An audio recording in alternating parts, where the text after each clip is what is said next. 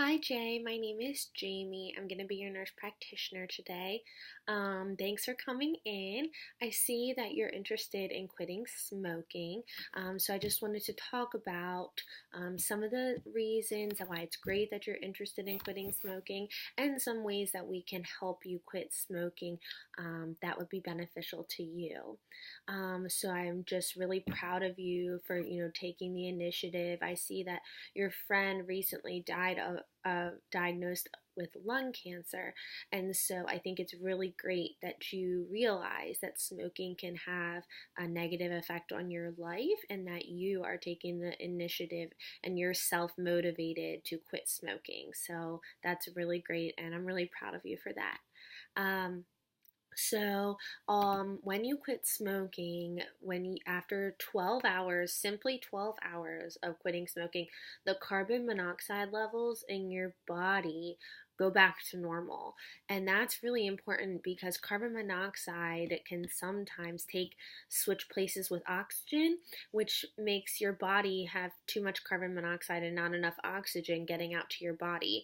So to bring that carbon monoxide down to normal is really great, because then the oxygen can bind to more blood and pump oxygen out to all the organs in your body, especially your brain, your heart, and your lungs.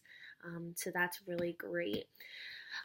When you quit smoking, it can be challenging simply because the addictive chemical that's in cigarettes is nicotine, as I'm sure that you know.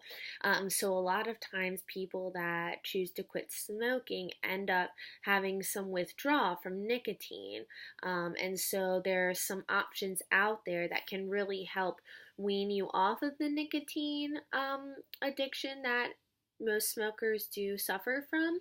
And there are some other options that don't have any nicotine in them that can help you quit smoking. So I'm going to talk about a few of these for you.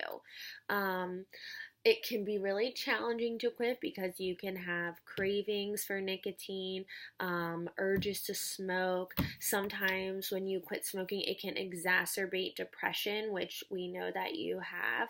So it's important that, while you're going through this quitting process, that you're staying in touch with your healthcare provider, me, and just letting me know how things are going, how you're feeling, and if the method that we're choosing is not working or it is working, it's good to let me know so we can kind of just stay on the same page and work through this together.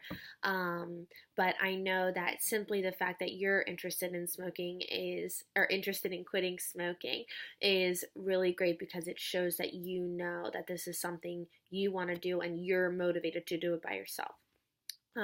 Some other things that can happen with nicotine withdrawal is trouble sleeping, irritability, an increase in anxiety, and an increased appetite.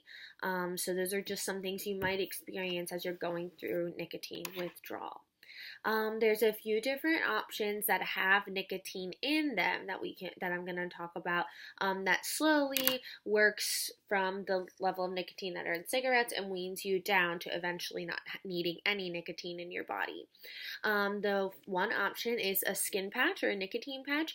You kind of wear it like a Band-Aid, and how it works is the nicotine in the patch goes through your skin and it gets absorbed into your body. And there are ways that we can wean you down. So we, start at a high dose, and slowly over the course of a few weeks, we lower the dose, lower the dose, lower the dose that's in the patch, and eventually you're on nothing. Another option is nicotine gum. This has nicotine in it, and you chew it as you would any other chewing gum. And again, there's different strengths, so we can start on a high strength and slowly work away to a lower strength and eventually nothing. So those are two options that have nicotine in them that we can start with if that's something you prefer. There are some other options. There's two other options that do not have nicotine, and it's a pill. There's two, Chantix and Zyban. You've probably heard them on TV because they're all over the commercials. What Chantix, they act differently. Chantix acts in the brain and affects the sites that are affected by nicotine by reducing your body's reaction to the nicotine. So while there's no nicotine in it, it kind of takes the place of nicotine in the body, and then it helps you to flush out the nicotine and not feel the withdrawal that you might necessarily feel. Is Zyban, we're not exactly sure how Zyban works, but we know that it has a similar process as Chantix, but it's still pretty new, so we're still learning about that. A lot of times that these products do have some side effects. There's changes in behavior, depressed mood, hostility, aggression, and suicidal thoughts or actions. So it's really important that, given your history of depression, it's really crucial that you stay in touch with me and let me know how you're feeling and how things are going, and that if you notice that your depression is getting worse, you need to stop taking these medications and we'll figure out something that would work better for you. It's really the most common side effects of Chantix are gas, constipation, vomiting, trouble sleeping, and really strange dreams. It can also react to it can also change how you react to alcohol. So it's really important that you don't drink alcohol while taking your Chantix if this is what you decide to do. So those are just a few different options. Zyban contains the same ingredient that's in Wellbutrin, which is an antidepressant medication. So it's important that we discuss, if this is the option that you want to take, the effects that the Zyban could have with the Lexapro that you're taking currently, because while that is also an anti-anxiety, antidepressant medication, so we just want to make sure that it wouldn't be too much interaction, or that we need to, eliminate one or the other, or maybe that's not a good option for you. So those are just some of the options, and I'm really just want to let you know that I fully support you. I'm really happy that you've decided to quit smoking because, as you see in your friend, smoking can lead to a lot of lifetime complications.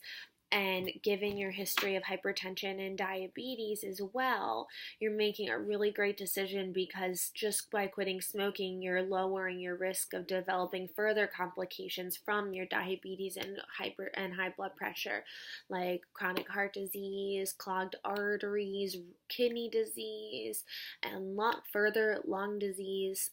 So it's really great that you're deciding to do this. Now, just let me know after, take some time to think about it, or we can talk about it more today about what option you decide to go with. And if one doesn't work out, we can try something else. And I'm just really proud of you for making this decision on your own. So I wish you the best of luck in your smoking cessation journey.